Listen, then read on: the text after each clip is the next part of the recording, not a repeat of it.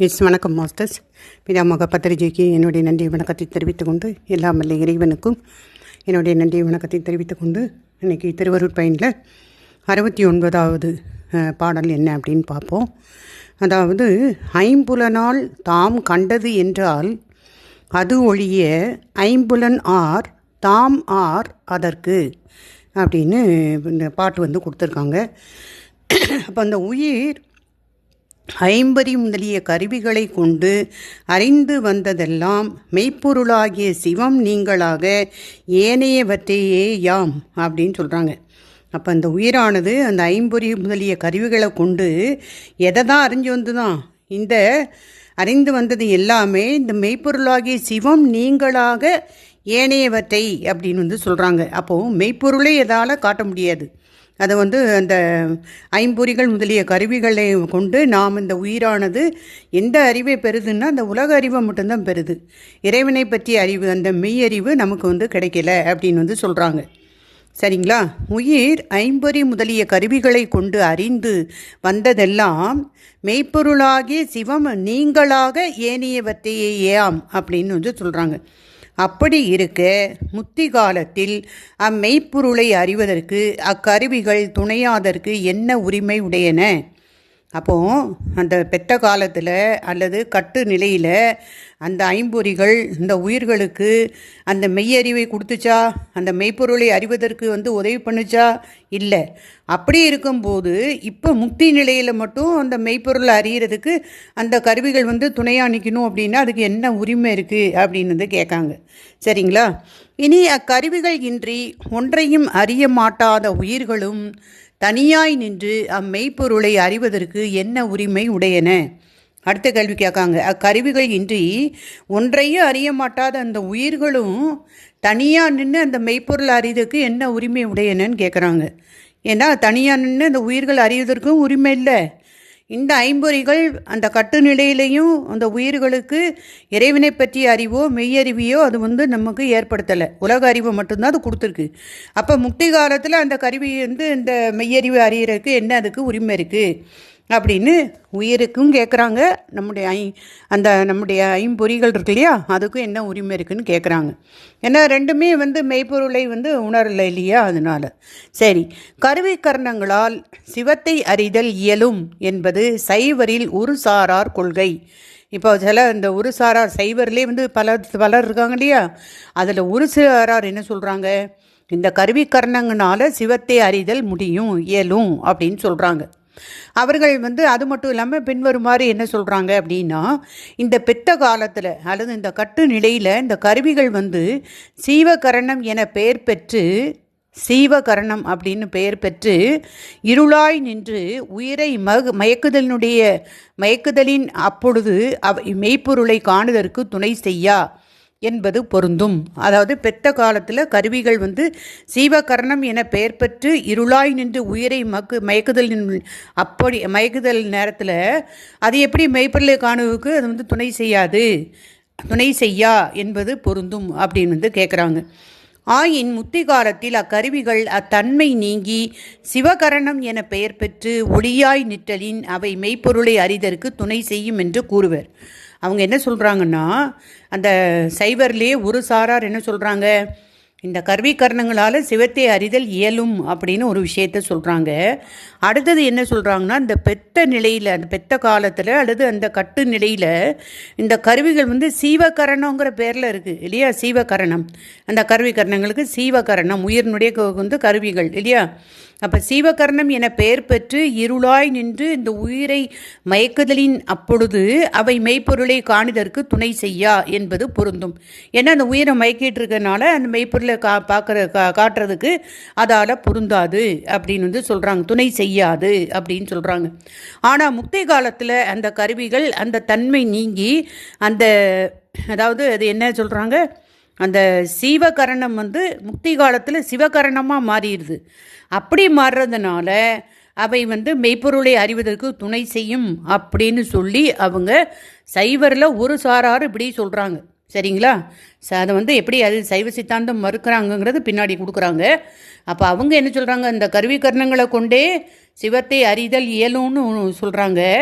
அப்போது இந்த பெத்த காலத்தில் இந்த கருவிகள்லாம் சீவகர்ணம் அப்படிங்கிற பேரில் இருந்து அந்த உயிரை இருளாய் நின்று அந்த உயிரை மயக்கிறதுனால அதனால் மெய்ப்பொருளை உணர வைக்க முடியல, அதுக்கு உதவி செய்ய முடியல அப்படின்னு சொல்கிறாங்க.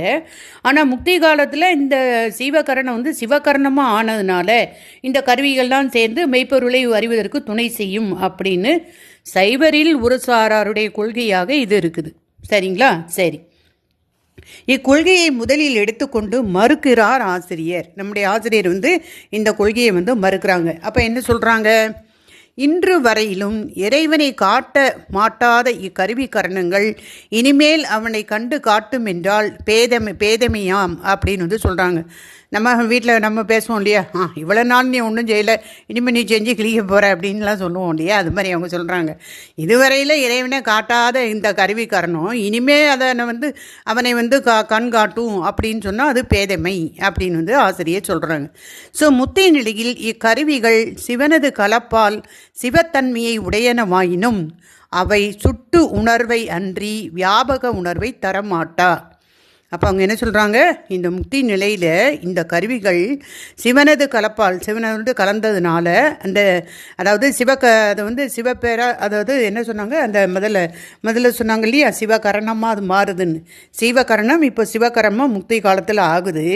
அப்படி ஆகிறதுனால அந்த சிவத்தன்மையை உடையனவாக இருக்கிறதுனால அவை சுட்டு உணர்வை அன்றி வியாபக உணர்வை தரமாட்டா. சுட்டு உணர்வை தான் தரும் அப்படின்னு சொல்கிறாங்க. அவை சுட்டுணர்வை அன்றி வியாபக உணர்வை தரமாட்டா. சுட்டுணர்வினால் அறியப்படுபவை அழியக்கூடிய உலகப் பொருட்களே ஆகும். அப்போ சுட்டுணர்வினால் அறியப்படக்கூடிய இதெல்லாமே அழியக்கூடியது, அந்த அழியக்கூடிய உலகப் பொருட்களே ஆகும். இறைவன் சுட்டுணர்வுக்கு அப்பாற்பட்டவன். எனவே அவனை அறிதற்கு அக்கருவி கரணங்கள் என்ன உரிமை உடையன என்று ஆசிரியர் இங்கே கேட்குறாங்க. சரிங்களா? அப்போ இப்போ ஆசிரியர் அந்த சைவரில் ஒரு சாரார் சொன்ன கொள்கையை இங்கே ஆசிரியர் மறுக்கிறாங்க. ஆமாப்பா, இவ்வளவு காணும் கருவி கரணங்கள் இருந்து உயிரை மயக்கி வச்சுக்கிட்டு இறைவனை காட்டாமல் இருந்த அந்த கரணங்கள் முக்தி காலத்திலேயே போய் காட்டப்போகுது அப்படின்னு ஒரு கேள்வியை அவங்க கேட்டாங்க. அதுக்கப்புறம் என்ன சொல்கிறாங்க? அந்த முக்தி நிலையில் இக்கருவிகள் சிவனது கலப்பால் சிவத்தன்மையை உடையனவாயினும் சிவனோடு கலப்புனால அது சிவ கரணங்களாக இருந்தாலும் கூட அவை சுட்டு உணர்வை அன்றி வியாபக உணர்வை அது தராது அப்படின்னு சொல்கிறாங்க. அப்போ அந்த சுட்டுணர்வு அப்படின்னு சொல்லும்போது சுட்டு உணர்வினால் அறியப்படுபவை எதெல்லாம் அப்படின்னா அழியக்கூடிய இந்த உலக பொருட்களே ஆகும். அப்போ இறைவன் சுட்டுணர்வுக்கு அப்பாற்பட்டவன். அப்போ அவனை அறிவதற்கு அந்த கருவி காரணங்கள் என்ன உரிமை உடையது அப்படின்னு கேட்காங்க. அப்போது அடுத்து என்ன சொல்கிறாங்கன்னா, இனி அடுத்த சமவாத சைவர் சிவ சமவாத சைவர் அடுத்து அவங்க என்ன சொல்கிறாங்க அப்படிங்கிறத இங்கே கொடுக்குறாங்க. என்ன அப்படின்னா, உயிர் அறிவு தனித்து நின்று அறிய மாட்டாது. உயிர் அறிவு உயிர் தனித்தென்று அறியுமா? தானாகவே எதையும் அறியுமா? அதை நம்ம இப்போ சொன்னால் தான் அதுக்கு தெரியும் இல்லையா, அறிவிக்கவே அறியும் அப்படிங்கிறத உயிரின் இயல்பு. அப்போ இந்த உயிர் அறிவு தனித்து நின்று அறிய மாட்டாது அப்படிங்கிறத நமக்கு இங்கே சொல்கிறாங்க. என்ன? சிவ சமவாத சைவர் என்பார் பின்வருமாறு கூறுவர். இப்போ முதல்ல பார்த்தது சைவர்களில் ஒரு சாரார் என்ன கொள்கை, அதை ஆசிரியர் மறுத்திருக்காங்க இல்லையா. இந்த அதாவது முக்தி காலத்துலேயும் கூட அவங்க என்ன சொன்னாங்க? அதாவது பெத்த காலத்தில் அல்லது கட்டு நிலையில் இந்த இறைப்பொருளை மெய்ப்பொருளை உணர்த்தாத இந்த கருவிகரணங்கள் முக்தி காலத்தில் சிவகரணமாக இருந்தாலும் கூட அவை சுட்டுணர்வாக தான் தருமே ஒழிய அந்த வியாபக உணர்வை உயிர்களுக்கு தராதுன்னு சொல்லியிருக்காங்க. சரி, இனி அடுத்து சிவ சமவாத சைவர் என்ன சொல்கிறாங்க? பெத்த காலத்தில் ஆன்ம அறிவு மலத்தில் கட்டுண்டு சிற்றறிவாய் நிற்பதனால் அப்பொழுது அது மெய்ப்பொருளாகிய சிவத்தை தனித்து நின்று அறிய மாட்டாது என்பது உண்மையே. அப்போ பெத்த காலத்தில் இந்த ஆன்மானுடைய அறிவு இந்த மலத்தில் கட்டுண்டு அந்த மரங்களில் கட்டுண்டு கிடக்கிறதுனால அதனால் மெய்ப்பொருளை அந்த அறிய முடியாமல் இருக்குது. அந்த சிவத்தை தனித்து நின்று அறிய மாட்டாது அப்படிங்கிறது உண்மைதான். ஆனால் முக்தி காலத்தில் அந்த ஆன்ம அறிவு மலம் முழுவதும் நீங்க அந்த பேரறிவாய் சிவனது அறிவுக்கு சமமாய் நிற்கும். அதனால் அப்போது அது மெய்ப்பொருளை தனித்து நின்று அறிய வல்லதாகும்னு அவங்க சொல்கிறாங்க. சரிங்களா? இப்போ கட்டு நிலையில் சரி, ஓகே, ஆன்ம அறிவானது மரத்தில் கட்டுண்டு மயங்கி கிடக்கு, அதனால் சிவபரம்பொருளை அறியாமல் இருக்குது அப்படிங்கிறது உண்மைதான் அப்படின்னு ஒத்துக்கிட்டாங்க. ஆனால் முக்தி காலத்தில் உள்ள கதையை அவங்க என்ன சொல்கிறாங்க, முக்தி காலத்தில் இந்த சிவகர்ணம்லாம் சிவகர்ணமாக தான் ஆயிட்டு இல்லையா. அப்போ என்ன அப்படின்னா, இந்த ஆன்மா அறிவு வந்து மரங்கள்லாம் நீங்க பெற்று பேரறிவாய் சிவனது அறிவுக்கு சமமாக அது நிற்கிது. அப்போ அந்த மெய்ப்பொருளை வந்து தனித்து நின்று அந்த உயிர் அறியக்கூடியதாக இருக்கும், அறியக்கூடிய வல்லதாகும் அப்படின்னு சொல்லி ஒரு சிவ சமவாத சைவர் வந்து அவங்களுடைய கொள்கையை எங்கே வைக்கிறாங்க. சரிங்களா. அப்போ இவ்வாறு கூறுவது சிவநெறிக்கு பெரிதும் புறம்பானதாகும். நம்முடைய ஆசிரியர் மறுத்து சொல்ல போகிறாங்க, இவ்வாறு கூறுவது சிவநெறிக்கு பெரிதும் புறம்பானதாகும். இப்போ உயிரறிவு எக்காலத்திலும் சிவனது அறிவுக்கு சமமாக முடியாது. அவங்க என்ன சொல்கிறாங்க, முக்தி காலத்தில் இந்த ஆன்ம அறிவு மனம் முழுவதும் நீங்கி பேரறிவாய் சிவனது அறிவுக்கு சமமாய் நிற்கும்னு அந்த சிவசமவாத சைவர் சொல்கிறாங்க. ஆசிரியர் மறுத்து என்ன சொல்கிறாங்க, ஒரு நாளும் உயிரினது அந்த அறிவு வந்து எக்காலத்திலும் சிவனது அறிவுக்கு சமமாக முடியாது. உயிரறிவுங்கிறது சிற்றறிவு, இறைவனுடைய அறிவு பேரறிவு, ரெண்டும் சமம் கிடையாது இல்லையா, அதை சொல்கிறாங்க. சரி, உயிரினது சிறப்புத்தன்மை வேறு, சிவனது சிறப்புத்தன்மை வேறு. உயிரினது சிறப்புத்தன்மை அறிவிக்க அறிவது, ஆனால் சிவனது சிறப்புத்தன்மை தானே அறிவது. பாருங்கள், அப்போ சிவனது தன்மை எப்படி இருக்குது, தானே அறியக்கூடிய தன்மை. சிவனது சிறப்புத்தன்மை தானே அறிவது. ஆனால் உயிர்களுடைய சிறப்புத்தன்மை என்னது, அறிவிக்கவே அறியக்கூடியது. ஓகேங்களா. அப்போ அது எப்படி சிவமும் உயிரும் ஒன்றாகும், சமமாகுமா, ஆகாது. பொருளினது சிறப்புத்தன்மை எக்காலத்திலும் மாறாது. பொருளினது சிறப்புத்தன்மை எக்காலத்திலும் மாறாது அப்படின்னு வந்து சொல்கிறாங்க. ஸோ எனவே உயிரானது அறிவிக்க அறிவதாகிய தனது சிறப்புத்தன்மை மாறி தானே அறிவதாகிய சிவனது சிறப்புத்தன்மையை பெறும் என்பது எக்காலத்திலும் நடவாது. ஏன் அப்படின்னா, ஒரு பொருளினுடைய சிறப்புத்தன்மைங்கிறது எப்போவுமே மாறாதது, அது வந்து நிலையானது. அதனால தான் அது சிறப்புத்தன்மைன்னு சொல்கிறோம். ஒரு பொதுவான தன்மை இருக்குன்னா கூட அது மாறும், ஏன்னா அது செயற்கைன்னு போயிடும், அப்போ அது மாறக்கூடியதாக இருக்கலாம். ஆனால் சிறப்புத்தன்மைன்னு சொல்லும்போது இது இயற்கை, அந்த இது மாறாது. அதை தான் அவங்க சொல்கிறாங்க இங்கே. அப்போது இந்த உயிரினுடைய சிறப்புத்தன்மை வேறு, சிவத்தினுடைய சிறப்புத்தன்மை வேறு ஒன்று. ரெண்டாவது, உயிரறிவு எக்காலத்திலும் சிவனது அறிவுக்கு சமமாகாது இல்லையா. ஏன், உயிரினுடைய அறிவு அறிவிக்கவே அறியக்கூடியது, ஆனால் சிவனது அறிவு எப்படி, எல்லாமே தானே அறிவது இல்லையா. அப்போது இங்கே என்ன சொல்கிறாங்க, அப்போ எந்த பொருளினது சிறப்புத்தன்மையை நம்ம எடுத்துக்கிட்டாலும் அது எக்காலத்திலும் மாறாது. அப்போ அப்படி இருக்கும்போது உயிரினுடைய சிறப்புத்தன்மையே அறிவிக்க அறிவதுன்னு நம்ம சொல்கிறோமே, அப்போ அது எப்படி வந்து தானே எல்லாத்தையும் அறிய முடியும்? தானே அதை வந்து தன்னுடைய சிறப்புத்தன்மையை மாற்றி தானே அறிவதாகிய சிவனது சிறப்புத்தன்மையை எப்படி அது பெறும் அப்படின்னு அவங்க கேட்குறாங்க. நம்முடைய ஆசிரியர் அதை மறுத்து வந்து சொல்லியிருக்காங்க. சரி, இப்போ உயிரினது அறிவு முன்பு சிற்றறிவாய் இருந்து பின் மனம் முழுவதும் நீங்கிய நிலையில் முழுமையாக விளங்கி அது பேரறிவு எனப்படுமாயினும் அப்பொழுதும் அது சிவனது முற்றறிவை நோக்க சிற்றறிவேயாம்.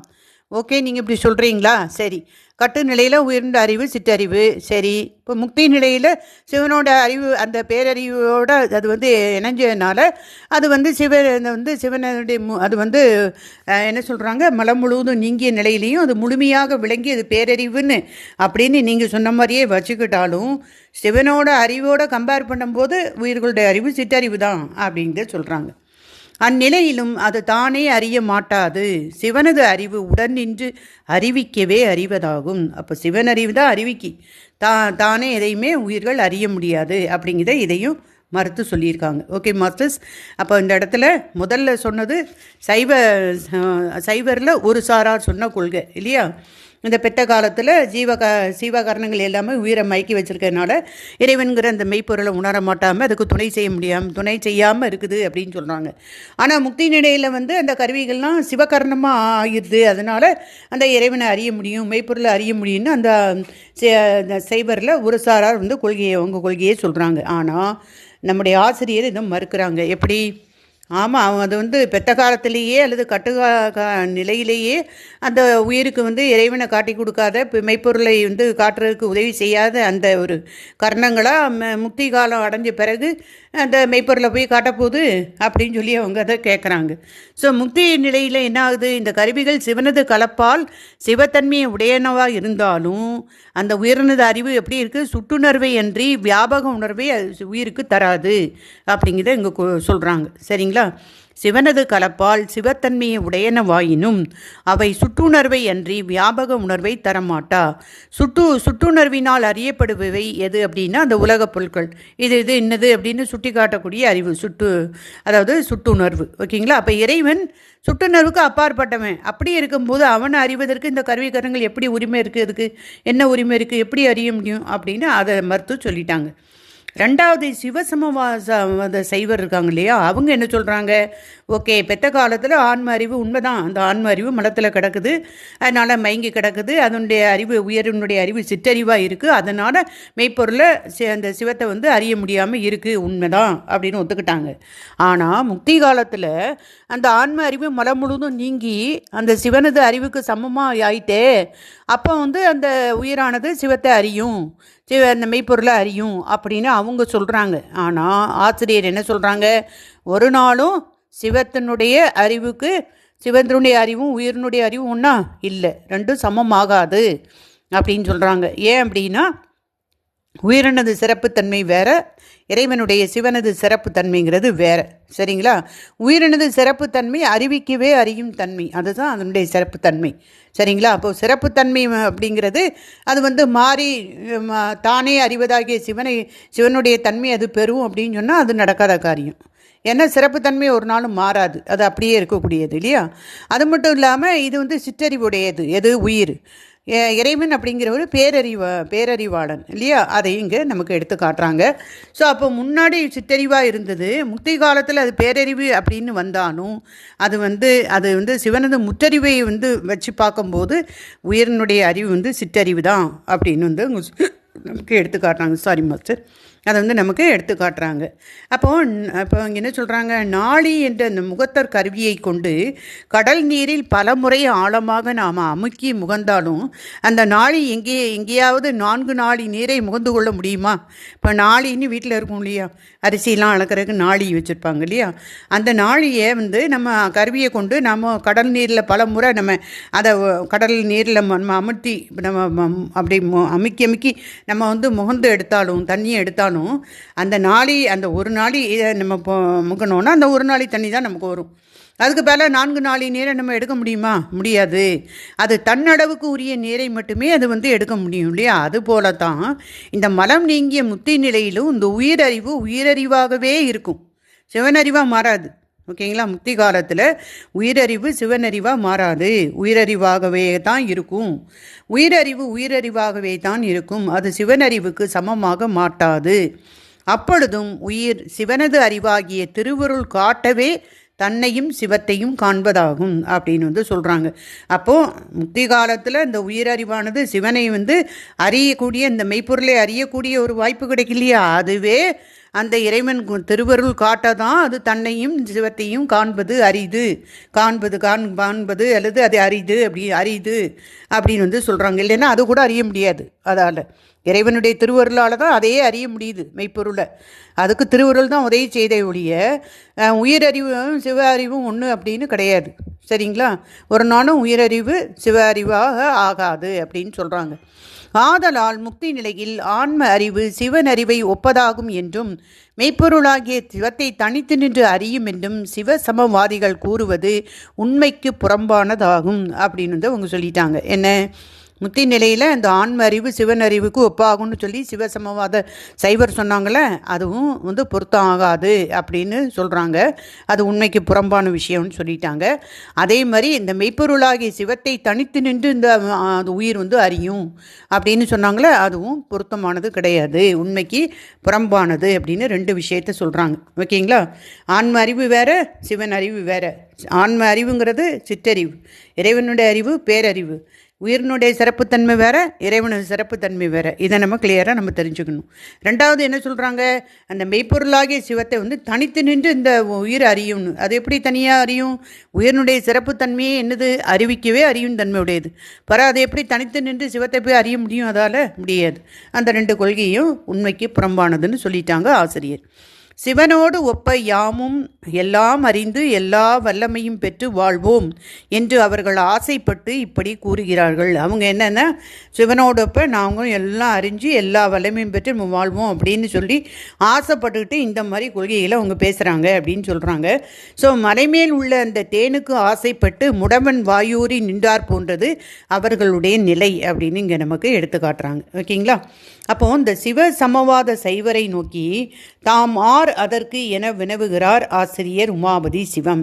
தாம் ஆர் அதற்கு அப்படின்னு வினவுறாங்க. சரிங்களா? அப்போ சிவத்தை அருள் வழியாக அன்றி தனியாய் நின்று அறிதற்கு அவர்கள் என்ன உரிமையுடையவர்கள் அப்படின்னு கேட்குறாங்க. அப்போது இந்த இறைவனை அறியணும் அப்படின்னா இறைவனுடைய திருவருள் வழியாகத்தான் இறைவனை நாம் அறிய முடியுமே ஒழிய உயிர் தானாக அறியும் அப்படின்னு சொன்னால் அது நடக்காத காரியம் இல்லையா? அதுக்கு எந்த உரிமையும் இல்லைன்னு அவங்க ஆசிரியர் நமக்கு சொல்லி இதை மறுக்கிறாங்க. ஓகே மாஸ்டர்ஸ், அப்போ இதுதான் இந்த உயிர் பெத்த காலத்தில் எப்படி இருக்குது, முக்தி காலத்தில் எப்படி இருக்குது, அந்த ரெண்டு மத அந்த சைவர்களுடைய அந்த கொள்கைகள் பற்றி என்ன சொன்னாங்க, அதுக்கு ஆசிரியர்கள் இங்கே எப்படி நம்முடைய சித்தாந்த அருளாளர்கள் எப்படி மறுத்து சொல்கிறாங்கங்கிறத இதுவரை நம்ம பார்த்தோம். அடுத்து என்ன சொல்லுவாங்கன்னா அந்த ஞானத்தினுடைய 3 வகைகளை பற்றி இங்கே சொல்கிறாங்க. அதை பார்க்கலாம். அதாவது ஞானம் அப்படின்னு சொல்லும்போது 3 வகையாக இருக்குது. ஒன்று பாசஞானம், இன்னொன்று பசுஞானம், 3வது பதிஞானம் அப்படின்னு. இப்போ பாசஞானம் அப்படின்னா என்ன? இந்த கருவிகளால் வரக்கூடிய அறிவு. இப்போ நம்ம பார்க்குறோம் இல்லையா, 5 பொறிகள்னால இந்த உலக அறிவை நம்ம வாங்குகிறோமே, இந்த கருவிகளால் நம்ம வாங்கக்கூடிய அறிவு, அதுதான் பாசஞானம். பாசம் என்பது மாயையை குறிக்கும். சரிங்களா? அப்போ 5 முதலிய கருவிகள் பாசமாகிய அந்த மாயையினுடைய காரியங்கள் தானே. இந்த தனுகரண போகம் எல்லாமே மாயையினுடைய காரியங்கள் தானே. அப்போ இந்த பாசம் என்பது மாயையை குறிக்குது. அப்போ அந்த 5 என்ற கருவிகளும் பாசமாகிய மாயையினுடைய கருவிகள் தான். நம்முடைய உடல், நம்முடைய 5 ஞானேந்திரியம், கர்மேந்திரியம் எல்லாமே என்னது? இது நம்முடைய மாயையினுடைய காரியங்கள் தான். அக்கருவிகளால் அறியப்படுகின்ற உலகமும் பாசமாகிய மாயையின் காரியமாகும். அப்போ அந்த உலக அறிவு நம்ம வாங்குகிறோமே, அதுவும் மாயையினுடைய காரியம் அப்படின்னு சொல்கிறாங்க. ஸோ பாசமாகிய கருவிகளால் அறியப்படுகின்ற இந்த உலகமும் பாசமாகிய மாயையின் காரியமாகும். அப்போ அந்த கருவிகளால் அறியப்படுகின்ற உலகமும் மாயையினுடைய காரியம். தனு கரண புவன போகம் இந்த 4மே மாயையினுடைய காரியங்கள் தான் அப்படிங்கிறத சொல்ல வராங்க. ஸோ இதனால் கருவிகளும் உலகமும் ஆகிய எல்லாம் பாசமே என்பது விளங்கும். எதனால் இதை பாசம் அப்படின்னு சொல்கிறாங்க, பாசஞானம் அப்படின்னு சொன்னாங்கன்னா இந்த கருவிகளால் வரக்கூடிய அறிவு. பாசம்னா என்னது? மாயை அப்படின்னு நம்ம சொல்கிறோம்.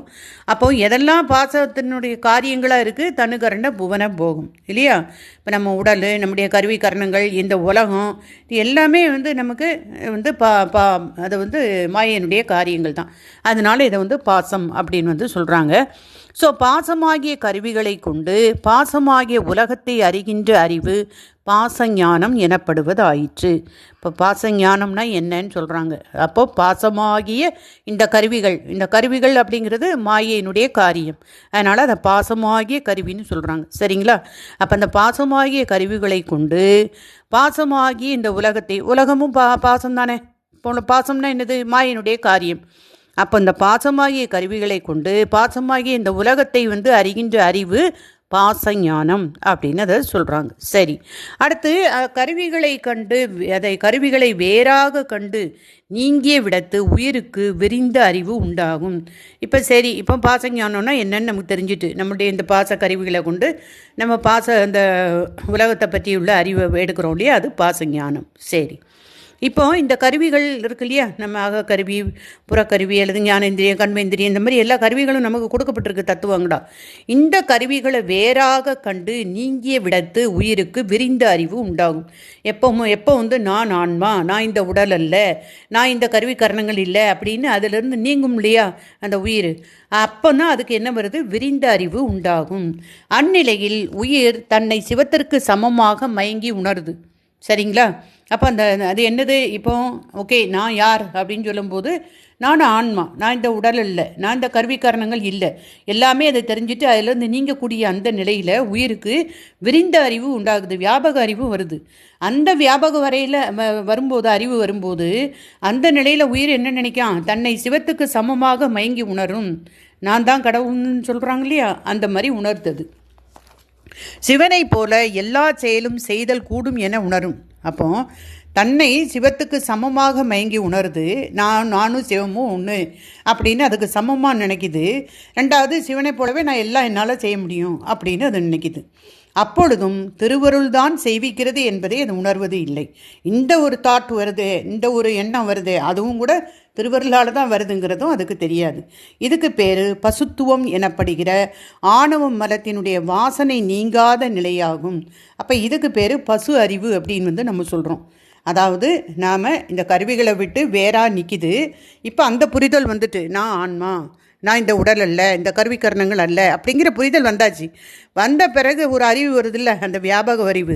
அந்த அறிவு எதில் கொண்டு இன்பாட்டுது அப்படின்னா, நான் சிவத்துக்கு சமம், சிவனை மாதிரி நான் எல்லா செயலுமே நான் செய்வேன், எனக்கு அந்த பவர் இருக்குது அப்படின்னு சொல்கிறாங்கல்ல, அந்த அறிவு அது வந்து வியாபக அறிவு அப்படின்னு சொல்கிறாங்க. ஆனால் இந்த வியாபக அறிவும் இறைவனுடைய திருவருளால் தான் வந்ததுங்கிறது அது உணர்றது கிடையாது அப்படின்னு சொல்கிறாங்க. அப்போது இது பசு அறிவை சொல்கிறாங்க. சரிங்களா? அப்போ இந்த நான் சிவத்துக்கு சிவத்தினுடைய தன்மைக்கு நான் சமமானவன், சிவன் செய்கிற எல்லா செயலையும் என்னாலையும் செய்ய முடியும் அப்படின்னு ஏன் நினைக்க அப்படின்னா, இந்த ஆணவமல வாசனை இருக்குது, அதனால் அது உண்டாகுது அப்படின்னு சொல்கிறாங்க.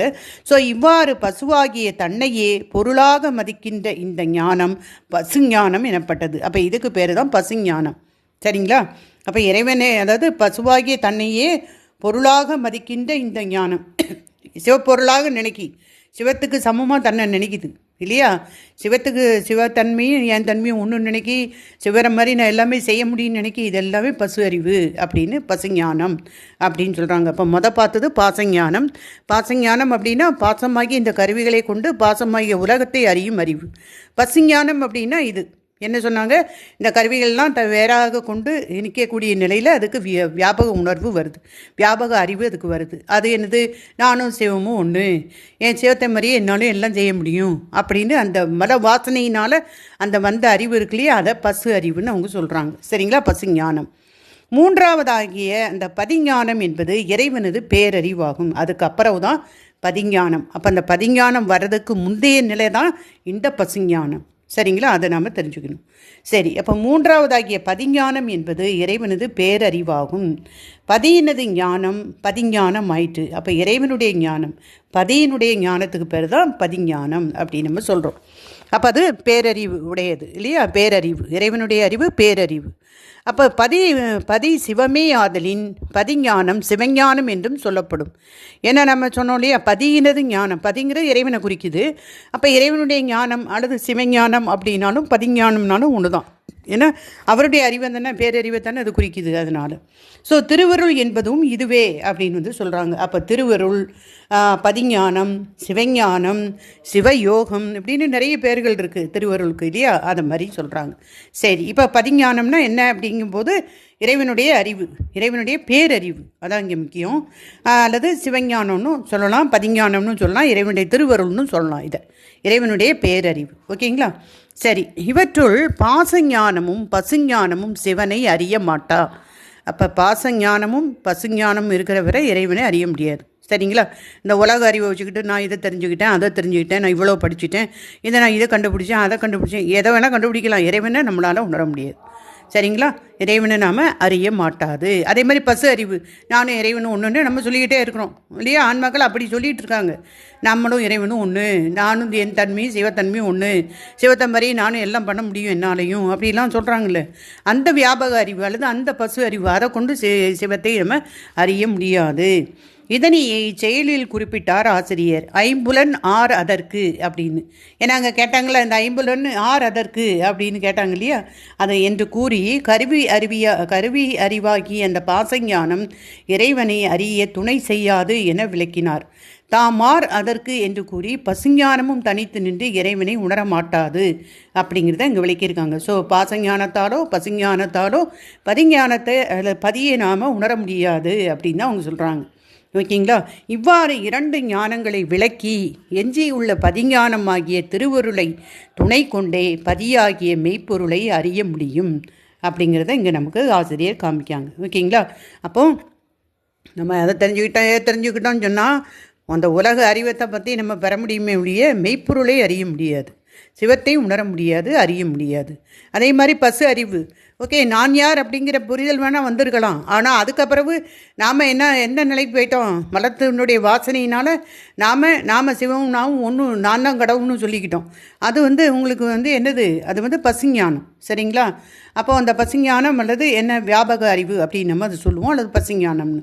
அப்போ இந்த பதிஞானம் பசுஞானம் ரெண்டாலையும் இறைவனை அறிய முடியாது. பதிஞானத்தை, அதாவது பாசஞானத்தாலும் பசுஞானத்தாலும் இறைவனை அறிய முடியாது.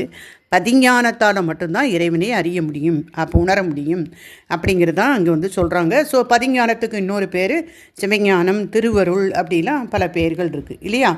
அப்போ பதிஞானமாகிய திருவருளை துணை கொண்டே பதியாகிய மெய்ப்பொருளை அறிய முடியும் என்ற கருத்தை பெற வைத்தார் இங்கு ஆசிரியர். 3 பொருட்கள் உள்ள இடத்தில் 2 விலக்கி எஞ்சியுள்ள 3வது பொருளை துணிதல் பாரிசேடம் என்னும் முறையாகும் அப்படின்னு சொல்கிறாங்க. இப்போ 3 ஞானம் இருக்குது, பாசஞானம், பசுஞானம். இந்த 2ஐயும் நீக்கிட்டு பதிஞானங்கிற ஒன்றால் மட்டும்தான், இறைவனுடைய திருவருளால் மட்டும்தான் நாம் இறைவனை உணர முடியும் அப்படின்னு சொல்லி 3 பொருளை சொல்லி 2 விளக்கிட்டு எஞ்சியுள்ள ஒரு பொருளை வச்சு நமக்கு சொல்கிறாங்கல்ல, அதுக்கு பேர் பாரிசேடம் முறை அப்படின்னு அதை காட்டுறாங்க நமக்கு. ஓகேங்களா? இது முன்னாடி நம்ம பார்த்துருக்கோம், பாரிசேடம்னா என்ன அப்படிங்கிறத திருவருட்பயனில் முன்னாடி உள்ள பாடங்களை நம்ம பார்த்துருக்கோம். அதை இங்கே ஜஸ்ட்டு ஞாபகப்படுத்துகிறாங்க. அப்போ 3 பொருள் இருக்கிற இடத்துல 2 விளக்கிட்டு எஞ்சி இருக்கக்கூடிய அந்த 3வது பொருளை வச்சு அதனால் மட்டும்தான் இறைவனை அறிய முடியும், பதிஞானத்தால் மட்டும்தான் சிவத்தை அறிய முடியும் அப்படின்னு அந்த 3வது பொருளை துணிகிறாங்க இல்லையா, அந்த இதுக்கு பேர் பாரிசேடம் அப்படிங்கிற முறையாகும் அப்படின்னு சொல்லி நமக்கு இங்கே சொல்லி விளக்குறாங்க. ஓகேங்களா மாஸ்டர்ஸ்? அப்போ இதில் நாம் தெரிஞ்சுக்க வேண்டியது என்ன அப்படின்னா, ஒரு நாளும் உயிரும் சிவமும் ஒரு தன்மை கிடையாது. ஆன்மாவுடைய அறிவும் சிவனுடைய அறிவும் சமமாகாது, ஒன்றும் இல்லை இல்லையா? உயிரினுடைய அறிவு சிற்றறிவு, இறைவனுடைய அறிவு பேரறிவு. உயிரினுடைய சிறப்புத்தன்மை அறிவிக்கவே அறிவது, ஆனால் சிவத்தினுடைய சிறப்புத்தன்மை எல்லாம் தானே அறிவது. எல்லாமே வித்தியாசம் தானே, நம்மக்கிட்ட போக முடியுமா? அவர் பேரறிவான, நம்ம சிற்றறிவு. சரிங்களா? அப்போ இதெல்லாம் இது எல்லாமே நமக்குள்ளே வந்த அந்த ஒரு வியாபக உணர்வு, வியாபக அறிவுனால, பசு அறிவுனால இப்படி வருது இந்த விஷயங்கள்லாம். அப்போ அந்த பதிஞானத்துக்கு முந்தைய நிலை தான் இந்த வியாபக அறிவு. அதுவுமே திருவருளால் தான் வந்திருக்குங்கிறத ஆன்மா உணரலை. அப்போ டோட்டலி இங்கே என்ன சொல்கிறாங்க, நீங்கள் உலகத்தை பற்றி என்ன தான் அறிஞ்சு நீங்கள் எவ்வளோ எக்ஸ்பர்ட்டாக, எந்த சயின்டிஸ்ட்டாக, எவ்வளோ உயர்ந்த ஒரு பதவி என்ன இருந்தாலும் சரி, உலகத்தை வேணால் அறியலாம், உலக பொருட்களை வேணால் அறியலாம், இறைவனை உங்களால் அறிய முடியாது அந்த பாச ஞானத்தை வச்சு. அதே மாதிரி பசு ஞானத்தை வச்சு உங்களால் அறிய முடியாது. நான் தான் கடவுள்னு சொல்லிகிட்டே இருக்க வேண்டியதான், அவ்வளோதான். ஆனால் நம்மமும் இறைவனும் ஒன்றாக முடியுமா? முடியாது இல்லையா? அதனாலே இறைவனை உணர முடியாது. அப்போ பதிஞானமாகிய திருவருள் ஒன்றால் மட்டும்தான் நாம் இறைவனை அறிய முடியும். பதிஞானம் அல்லது சிவஞானம் அல்லது திருவருள் மூலம் தான் சிவத்தை அடைய முடியும் அப்படிங்கிறதா நமக்கு இங்கே காட்டி கொடுத்துருக்காங்க. Okay masters? அதுக்கு முன்னாடி இந்த சைவர்களுடைய கொள்கைகள் என்ன சொல்கிறாங்க, சைவரில் ஒரு சிலர் ஒரு சாரார் என்ன சொல்கிறாங்க, அதை மறுத்து நமக்கு இங்கே என்ன சொல்லியிருக்காங்க. அப்புறம் சிவசமவாத சைவர்கள் என்ன சொல்கிறாங்க, அதையும் சொல்லி நமக்கு இங்கே மறுத்து சொல்லியிருக்காங்க. அப்போ உயிரினுடைய சிறப்புத்தன்மை வேறு, இறைவனுடைய சிறப்புத்தன்மை வேறு இல்லைங்களா? அப்போ உயிரறிவு எக்காலத்திலும் சிவனது அறிவுக்கு சமமாக முடியாது அப்படிங்கிறத இங்கே நமக்கு காட்டியிருக்காங்க. Okay masters, thank you masters.